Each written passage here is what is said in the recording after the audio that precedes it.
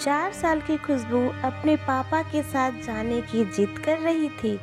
खुशबू अपने पापा की साइकिल को पकड़कर खड़ी हो गई। खुशबू के पापा बाजार जा रहे थे। पापा ने कहा, बिटिया तुम अभी अंदर जाओ, मैं अभी जल्दी लौट आऊँगा। ऐसा कहकर खुशबू के पापा साइकिल से चल दिए। घर के अंदर खुशबू की माँ कुछ काम कर रही थी। उन्होंने भी ध्यान नहीं दिया। खुशबू अपने पापा के पीछे पीछे चल पड़ी, पर खुशबू के पापा तेजी से चलते चले गए। उन्होंने ध्यान नहीं दिया कि उनकी बेटी पीछे पीछे चली आई। जब खुशबू के पापा बाजार से लौटकर घर आए, तब उन्होंने खुशबू की माँ से पूछा कि खुशबू कहाँ है। खुशबू की माँ अचंभित हो गई और बोली, तुम्हें नहीं पता है?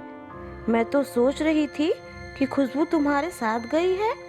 अब दोनों परेशान होकर खुशबू को बाहर जाकर ढूंढने लगे, पर खुशबू का कहीं पता ना चला।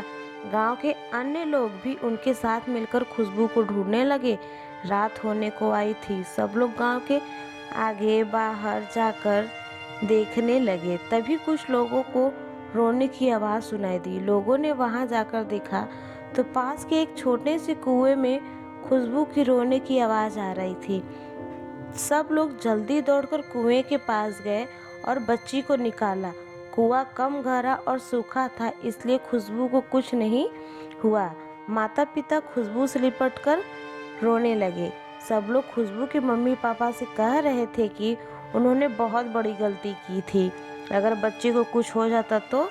खुशबू के माता पिता दोनों चुपचाप सुन रहे थे। उनको अपनी गलती का एहसास हो चुका था।